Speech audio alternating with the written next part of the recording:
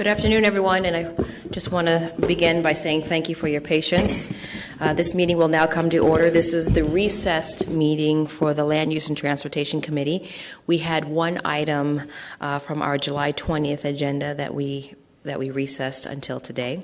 I'm Supervisor Malia Cohen and chair of this committee, and to my right is Supervisor Scott Weiner, who is the vice chair, and to my left is Supervisor Jane Kim. Our clerk is Ms. Andrea Osbury. Also like to recognize SFGov TV, Mr. Charles Kermanak and Mr. Leo DeAssis. Both of these two gentlemen will be broadcasting this committee. Madam Clerk, do you have any announcements? Yes, please send all electronic devices, completed speaker cards, and copies of any documents to be included as part of the file should be submitted to the clerk. Items acted upon today may appear on a July 28th Board of Supervisors agenda unless otherwise stated. All right, thank you very much. Could you please call item number 1? Item number 1 is a motion ordering submitting to the voters an ordinance amending the administrative code to update the surplus city property. All right, thank you.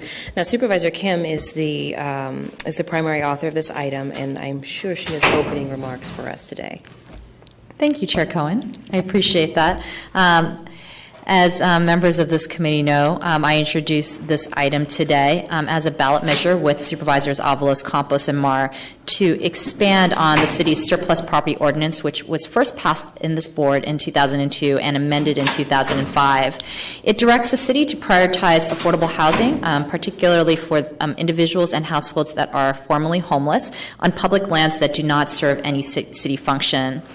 I'm committed to ensuring that we as a city continue to do more in the production of affordable and middle-income housing in achieving our goal of 33% affordable housing and 50% including middle-class housing as mandated by Proposition K last November. This ballot measure is adding another tool in our toolbox to address the city's housing crisis. I want to thank and recognize the work of Supervisor Cohen's office and the mayor's office as we've worked on a number of different amendments to clarify the intent of the language within the ballot measure that is moving before the voters. There's a number of variety of different things around reporting, how departments will communicate exchange of lands, how we'll ensure that a variety of different needs are being met on our surplus property while prioritizing the production of affordable housing, which we do believe is a number one priority of the city. So I will be introducing a series of amendments which have been handed out to committee members that reconcile a number of areas that may have been gray or a number of differences between all of our offices and how we'd like to see this actually get accommodated. But I'm glad to see that we will be having one measure that we can have consensus on because this is an important process and an important ordinance. Thank you. Thank you. I, too, want to just offer a couple remarks. First of all, want to take a moment and just humble myself and thank all the parties that have been involved from the beginning who have come together to develop a consensus measure that we can all support in November. I want to give a specific voice to Danny in Supervisor Kim's office, also who picked it up, actually. April started off this process with us, and also want to give recognition to my legislative aide, Andrea Bress, and also great leadership within Supervisor Weiner's office as well. The mayor's office, Ken Rich, has been instrumental. Also, so has Nikki Wheaton. And one thing I think that we all can agree on is that housing is on the forefront of all of our agendas. And as we are making policy and considering legislation here at the Board of Supervisors, I think we can also agree that the city-owned surplus properties present a very unique opportunity for us to work with partners to develop more affordable housing. With that said, I see some of our housing partners here. Gail Gilman has been patient. Choo Choo has also been instrumental in having a voice in this piece of legislation. The process changes proposed in this measure will significantly improve the city's ability to track, report, and dispose of surplus property for affordable housing developments. Additionally, the amendments here today also recognize that there are instances where we need to and should use surplus property for non-affordable housing causes. or uses. We've also been able to use surplus property for several wonderful community assets such as the expansion of the produce market, which is in District 10, the new MoMA, and in the future we'll be using surplus property to rebuild the Southeast wastewater treatment plant. And under the previous ordinance, it's not clear if these public uses of surplus land could be permitted without going to the voters. So again, want to just take a moment to thank the many advocates who came together to bring this measure forward. And we can now go into the discussion of the amendments. Oh, Supervisor Wiener has a few remarks. Great. Thank you very much, Madam Chair, and thank you for your leadership in helping to take what was a fairly flawed proposal and helping to really get it into shape. And I want to thank the mayor's office for doing that as well. Surplus property ordinance is a very important ordinance, and it's important to really strike a good balance in making sure that we're generating resources and land for affordable housing. And I know we all support that, but also making sure that we're taking all of our city's needs into account. And the surplus property ordinance, of course, was originally authored by then Supervisor Chris Daly, and it was passed as an ordinance at the Board of Supervisors. And so when I originally saw that there was a 4-supervisor measure going onto the ballot to supersede that and expand it, I had some concerns, particularly the way some of the things were drafted, not necessarily having a fully competitive bid process for the property, concerns I have about neighborhood open space being swept up for development, and lack of flexibility in terms of some of the uses that Supervisor Cohen just described, whether it's a wastewater treatment plant or a park or a health center or transit needs. And once a 4-supervisor measure goes on to the ballot and gets passed by the voters, even though it's a subject that could be passed in short order at the Board of Supervisors, it then becomes almost impossible to ever make changes to it. And so I think it's very important that we be extremely careful when we're making a decision to take an item that we can easily pass at the Board of Supervisors and instead send it to the ballot, to make sure that it's well drafted, to make sure that we have flexibility in the future. The original 4-supervisor measure did not allow for that. It was, I think, problematic in a number of respects. And I think that these changes make it a much, much better piece of legislation. And I want to thank everyone who helped move us in that direction, also including Andres Power in my office.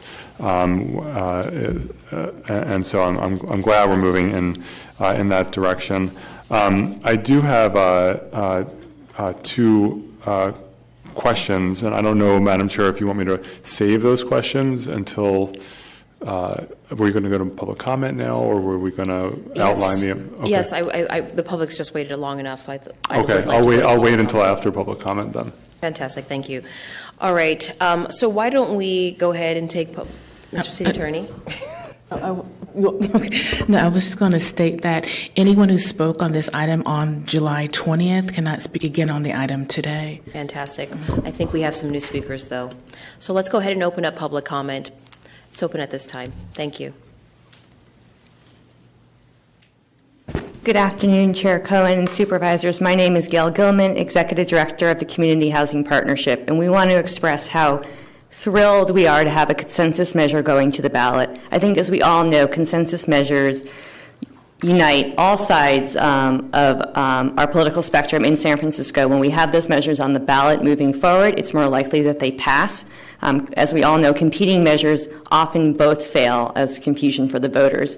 So for a measure that prioritized the first use for public sites as being housing for homeless individuals, making less than 20% of AMI if it's feasible on that site, and a site that accommodates the right unit type and unit size, Community Housing Partnership is thrilled that this is moving forward. We want to really recognize the hard work of Chair Cohen and her staff in helping bring this consensus measure together, and the hard work of Supervisor Kim and all of you to really make a public sites measure that shows the citizens of San Francisco that when we look at our public sites, which are public property, public trust as a citizen of San Francisco, to really know that the Mayor's Office of Housing We'll assess those sites and see first whether they can be used for 20% of AMI, and then cascading up to middle-income housing where it's appropriate so that we're serving all of our San Franciscans, we feel is really important. We also want to thank the mayor's office for all the hard work they put into the site legislation. We know it's hard when you have enterprise departments giving up assets and how we balance that so that our taxpayers really get what they deserve. My last comment is I think this makes a really nice package on the ballot along with the housing bond. It shows the voters of San Francisco that the Board of Supervisors and the mayor's office is putting housing first. Thank you. Thank you. Are there any other members of the public that'd like to speak? All right, seeing no other members of the public comment is closed at this time. Thank you. Supervisor Reyna, I believe you had a few remarks. Just a question for the city attorney. Since the pagination has changed a little bit, so I don't know what page it's on now. The question that I've had from the beginning is just making sure the property that is neighborhood open space doesn't get swept in and developed. I know we've had some situations in my district, one where Supervisor Dufty at the time transferred property to DPW because it was neighborhood open space. It wasn't truly surplus property. I did the same thing a few years ago on Corbett. And so the language is reserved, property that's reserved for, and again, I don't have the page number in front of me. Yeah, it's currently on page 8 in the definition of property. So it excludes land that is reserved or intended to be reserved for open space and park purposes. And what does that mean? Though I mean the word. Well, I think it's up to the board. Ultimately, the board is the one that's going to determine what is placed on that surplus list and what gets transferred to Mo for the development of affordable housing. So I think it's pretty clear in the overall ordinance that the board will have the ability to designate property for open space and not for housing if that's what the board chooses to do. Okay, so ultimately, if the board, it would be up to the board. It's not like an agency can just take the property and decide that it's up for development. The board will retain full discretion about whether to do that. Well, I think that there's, clearly city policy here, which is weighing in favor of using the property for affordable housing, but I do think it is ultimately a board determination. As I read in the definition of property, it does make clear that any property that is reserved or intended to be reserved for open space is not defined as property that would even then, be transferred to MAP. Okay, and that would be reserved by the Board of Supervisors or reserved by some previous action? It's in two places. It's in the definition itself, and then ultimately the board is the one that is determining what gets transferred to Mo and put under Mo's jurisdiction for the development of affordable housing. Okay. Great. And then just my final question is just to the author, to Supervisor Kim, just in terms of the decision to go to the ballot instead of doing it at the board. And I know there are times when there are things that can be done at the board, but we make a choice to put it on the ballot. And I'm very supportive of the policy in this. I'm just curious the thinking there.